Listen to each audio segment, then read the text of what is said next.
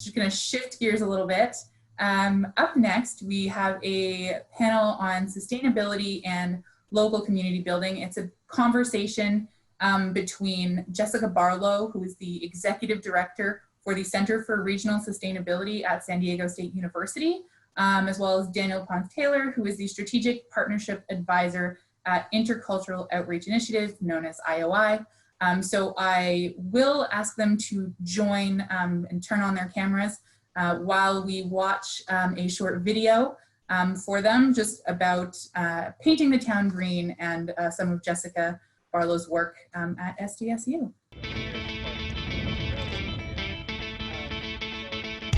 Maybe the city won't implement all of the ideas that students from last year came up with or the students in this class came up with, but in some cases you get a dialogue started. You get the community thinking, or you get the city thinking about maybe we really do need to make some changes. We want to border the area with native succulents to kind of add to the character of the entire building complex. The SAGE project is a partnership between SDSU and a local government. We work on projects that the city generates, and we match those projects with faculty in their courses, and the students then are carrying out these projects as part of their regular coursework, but these projects are real-world projects that can actually have an impact on the city's sustainability goals and the quality of life goals for their residents. You've got a community that really wants to see some change and, that is open to change. And then you come up with these invigorating ideas from these young people, and the community is just absorbing it like a sponge. What defines the character? The purpose of the class is to engage the students with thinking about how to analyze and then plan for appropriate land uses on a particular site. And National City is a great site for this project because we have many layers of government involved, and it provides the students with all these challenges.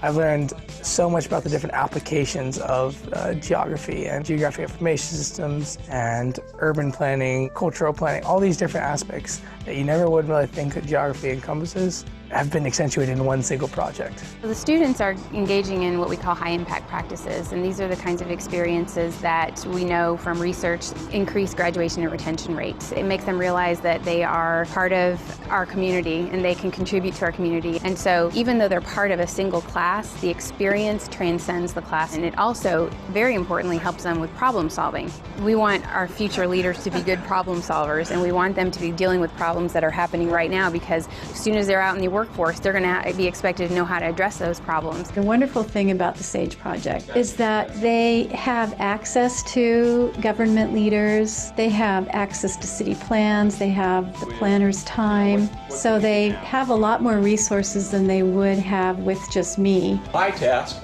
is to fulfill whatever you guys put together to try to improve my community. Having real-world professionals coming into the classroom setting, it makes your group work harder, and it makes you know that you're going to have somebody who's actually considering your thoughts and considering what you're going to come up with and push you a little bit deeper than you generally would go. We've had a number of students who have had a lot of opportunities with the city that have come about because of their participation in this program, and others just have better job prospects overall just because of the experience. So they have wonderful things to write on their resume about this experience. The SAGE project has definitely opened my eyes to the different opportunities that we as students could possibly have, and now I can see the array of possibilities that are waiting. Okay, fantastic. Well, thank you so much. It's great to be able to join this panel, in general, this session. There's so much good information. I'm so excited to hear all the rest of the presentations. And I was just watching this video, and it's like, how funny. It seems like a lifetime away from people kind of were interacting in real life outdoors. It just, for those of us who are still like in lockdown, it feels like a long time, a lifetime away. So yeah, I mean, we're going to have a conversation, a quick conversation about different topics, and we very welcome all the questions. And I wanted to start by asking Jessica. This video kind of showcases the EPIC model that you guys have put in place. So it'd be great if you could explain a little bit about how the EPIC model fits into local community objectives. How do you match those two needs? Yeah, great. I'm happy to be here. Thanks for inviting us to be a part of this really interesting summit. So to address Daniel's question, and I think this is also our time to cue our first poll question that we have. So the SAGE project is, as Daniel mentioned, follows what we call the EPIC model, which is an international model of city-university partnership. Stands for Educational Partnerships for Innovation in Communities. And certainly city-university partnerships are not new, but what's unique about this particular type of partnership is that it's students are focusing on city-driven projects. So these are projects identified by our community partner as high priority, high need, as part of their general plan, as part of their budget. And in addition, those are matched with students in courses. So these are classes that already exist, that are already part of a professor's teaching load. And these are, we have maybe 30 classes in a given year, enrolling 500 or more students in a given year from disciplines across campus that are focusing on these projects. So those are some of the primary ways that the model differs. And again, this is a model that is international in that it is being replicated not only across the United States, but also in sub-Saharan Africa and Mexico and Brazil and Israel. And again, they're addressing high need, high priority projects that are identified by our community partner. So I'd like to take this opportunity to ask Daniel to talk a little bit about how a framework like this might, what the EPIC model might translate to the kind of work that's being done by you in the Galapagos, in your organization. Yeah, no, thanks. I mean, first of all, congrats on implementing such a holistic and collaborative and multi-stakeholder model, which I think it's key for us at IOI. I mean, we're a small NGO working in Isabela and Galapagos and also in Cuba.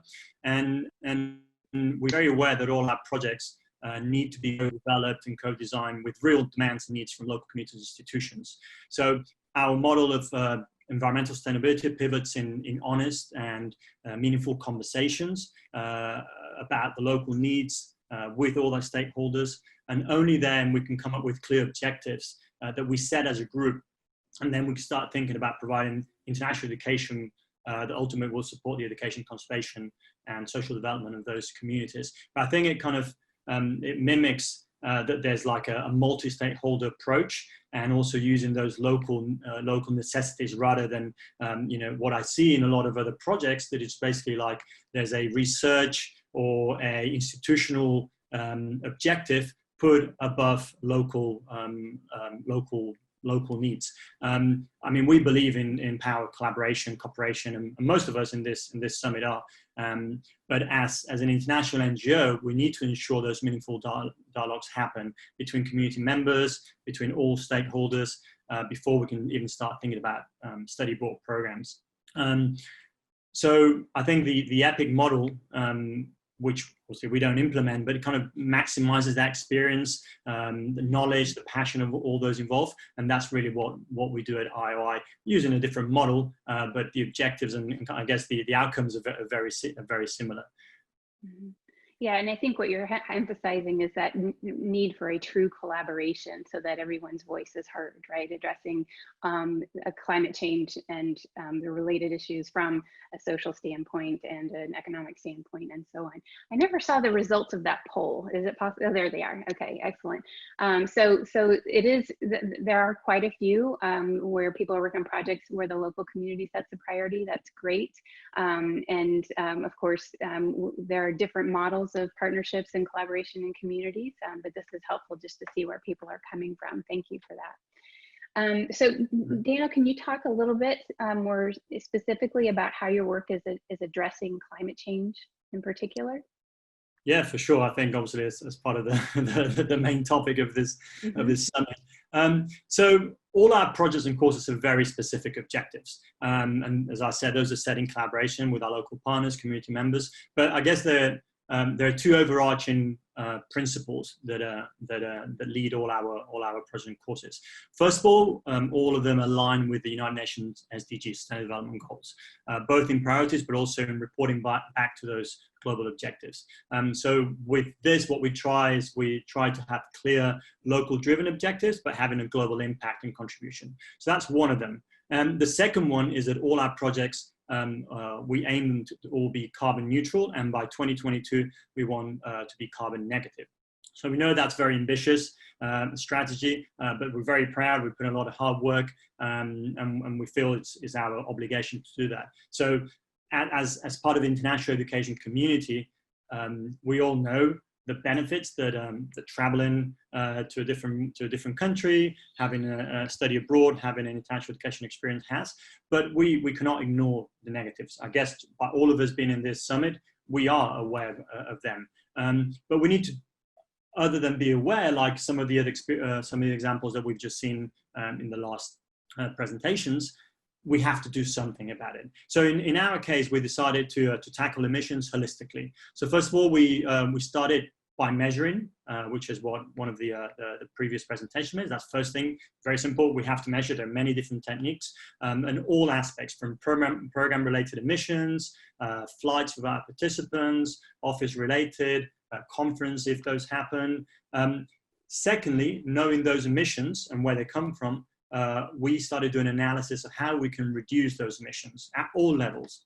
And then finally, we have a mitigation strategy. And very briefly, without going into a lot of details, we have two phases of that mitigation. The first one, which we feel is very, very important, it's assessing ongoing local projects that we have on the ground, mainly our sustainable agriculture project in Isabella.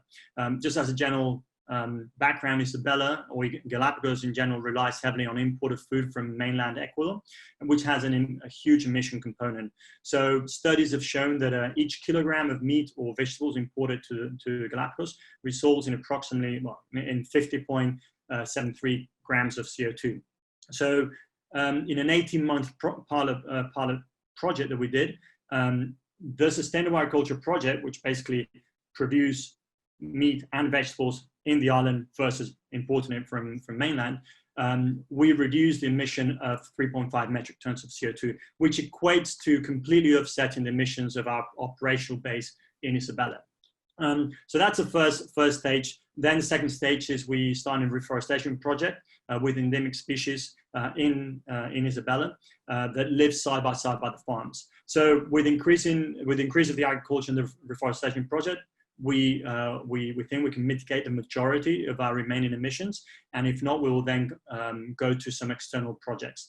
I have to just briefly mention that at this point, we are not talking about or counting the reduction in emissions that a student may have by being back home versus being in Galapagos or elsewhere. This has been shown in different studies that that is actually already, just by being in a different location where your use just by being in that country is minimum, you already have a negative emissions. So if we were to take that into account, potentially our negative strategy, which we aim to get there by 2022, we would get there a bit faster. We know it's very ambitious, super ambitious strategy, but we really hope that this model is going to drive change in the whole field of international education. And at this point, I think it'd be very interesting to put the second question that we have for everyone, and that we're interested in knowing what the results so we can talk about those as well. So cue the second polling. Yeah, there we go. Yeah, really inspiring work, Dana. Yeah. So what about, what about in your case? What about in the EPIC model? How is the EPIC model being used to?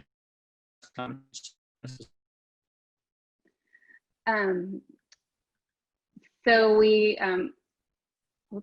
So the EPIC model looks at, so we focus on quality of life, but of course the intersection between climate or environment generally and social justice and the economy is critical to be able to do that. And much like we've been describing. So some of the specific types of projects, it's a pretty even balance between that. So that's great. We have a nice mix here. As far as the poll results are concerned. So I'll speak first about some of the projects that the SAGE project has done. We have helped cities with their climate action planning and also implementation. So we've looked at things like zero waste strategies for cities, focus on active transportation or complete streets. We've done air, water, and noise pollution studies.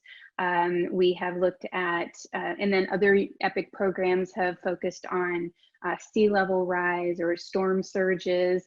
Our own program has even looked at disaster preparedness and response. And again, these are all in response to what the cities have asked of us. So these are, they know these are the things that they have to worry about, and they want to get everybody thinking about them. And one really great thing about getting students involved in these kinds of really complex and challenging issues that involve lots of different stakeholders and lots of different challenges is that whole problem solving thing that was mentioned in the video. So students know how complex stuff is. They are challenged, their critical thinking skills are enhanced. And so when they enter into the workforce, they're much more, first of all, knowledgeable about the issues that are facing our local communities and communities abroad as well. But also they come equipped with the skills to address more complex problems in a more creative way, we assume. So this is what SAGE has been doing, but also other EPIC programs across the world up to now. Yeah, and so I thought maybe I could ask Daniel if you could talk about how the stuff that you are doing in Galapagos could then be replicated or carried over, extrapolated elsewhere internationally. Yeah, so and I would like to go back to some of the questions that have been asked right now in the Q&As, which I think may help kind of with this question. So there's a couple of questions about, you know, encouraging eating plant-based diets because obviously of the effect that farming has on CO2 emissions. So I'll bring it to our projects in Galapagos. So one thing that I mentioned initially is kind of being very aware of what the local needs, local necessities are, and the local reality. I mean, we can, we a lot of times try to take our vision of reality in different locations. So one thing we did is, first of all, we assessed with our local partners what were the needs. In this case, there was an import of veggies, vegetables, meat from mainland. So that is something that we weren't going to stop. What we tried is we tried to revert that. So actually the process will happen in the island and in a more sustainable manner, by happening in the island in a small manner. So it's not like done in huge amounts, as we know those are the ones that are the big contributors to CO2. Then everything is controlled more organically, more sustainably. Then yeah, there is a big element of education, awareness to the students that come. By them seeing those experiences on the ground really kind of having an effect, then when you can go back home, you can start reassessing your own values, your own impact, and what are you going to be doing moving forward. So I think it is important to tackle it, but also with a very kind of local perspective in mind. And how can we extrapolate it? Well, the education portion, I think, is very important, that all programs, all projects, all courses that have these topics focus on educating students about being aware of how can you extrapolate those experiences abroad. And then the other one is, I think there was a couple presentations, I can't remember if it was the last one or the one before, about how there was a question, how do you use the mitigation, or how do you choose a mitigation project? There are so many out there. What I would say is one of the things that we can encourage, we can extrapolate from our experiences, that first of all, focus on local projects. So in our case, you know, there was a need for agriculture and meat production in the island, and that has a mitigation of emissions already. So let's focus on that one, which has a benefit on a global scale, but also has a benefit on the local communities. So that's something that I think it could be extrapolated to other. Then I guess the one very well extrapolated from my project, ignore what's happening, and as international educators, we have an obligation to take on this issue. And I think that needs to be extrapolated to all projects. So with that in mind, I'll turn it to you, and then how do you think that the EPIC model can be implemented, or how has it been implemented? Yeah, so the sort of international focus for the EPIC model, that hasn't, the model is really designed for a local focus, but it is flexible. It can be adopted and adapted in a variety of different ways to expand, and I defer to the experts here who work in international education directly to think about this. But some of the things that have happened, we're San Diego State University, so we're right on the border with Mexico. And so we have worked with the city of Tijuana, and our students have had international experiences through our partnership with the city of Tijuana. We also have had, every time we partner with a city, international students get involved either through the courses that they're taking or through community engagement activities as sort of extracurricular activities with our College of Extended Studies. And my colleague at San Diego State, Adrian Fusick, came up with a brilliant idea that I'm definitely going to pursue, and that is when we have cities partnering with us, we also try and reach out and collaborate with their sister cities. I think that would be a great way to get that international engagement, even when we're focusing on local projects.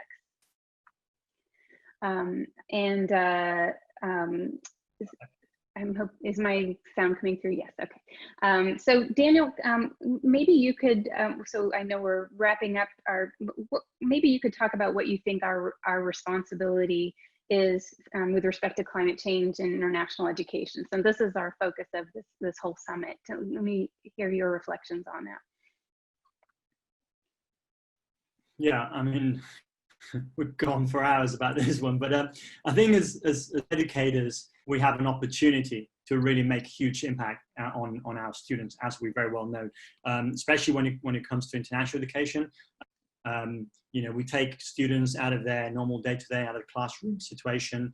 We put them in a situation, both physically but also mentally, where they're really able to, where we're able to help change their views of the world and their perspective. So I think in this topic that is just so important and that we cannot actually ignore, which is climate change, we have a huge responsibility. I think for many years, because obviously we love traveling, we see the benefits. We kind of, as a field, we've ignored the impact on climate change that we have. And I think it's now time, or it has been for many years, but it's time to really see some of the examples that many organizations are doing. Global experience before, they were sharing, what we're doing with our negative carbon strategy, many other. So it's not just a few there. There's quite a few that are actually really doing amazing work and tackling holistically and just being very bold about it. But I think one of the most important things is that we need to include it in all programs, all courses, not only in the environmental related projects and courses, which is the easiest one, is the obvious one. There's everyone thinks about that alignment. I think we need to kind of start adding this concepts of sustainability and climate change to any course, any project that we do, and there are links around it, whether it's ethical consumption, whether it's traveling itself, it's just something that it happens in all of them. So I think the moment we start kind of not just linking it to very conservation, sustainability related projects, we'll be able to really kind of jump to a different level of impact on the international field. So what, your final thoughts, on climate change? Yeah, I agree with you absolutely. I think this is something that should be everyone's business, right? We should all be looking at our actions and making decisions and developing projects through this lens of climate change, or what our impact is on the climate, and better yet, how we might improve our situation with respect to the climate. So we can't, as you said, just rely on specific disciplines or specific sectors of our universities, let alone society, in addressing these challenges. This is something that we all need to be thinking about all the time. It is the great crisis of our time, broadly. Of course, we have this other more acute one that we're experiencing right now, but this is a lens for all of us to be thinking through. So absolutely, I agree with your thoughts on that. Okay. And do you want to take a stab at the? There was a question about from Paul about digital certifications. Maybe you can quickly, and then I can give my thoughts. But if you want to kind of sure. Maybe so how do to answer that? Yes. So how do we connect what happens on campus to helping students find employment opportunities during or after their studies?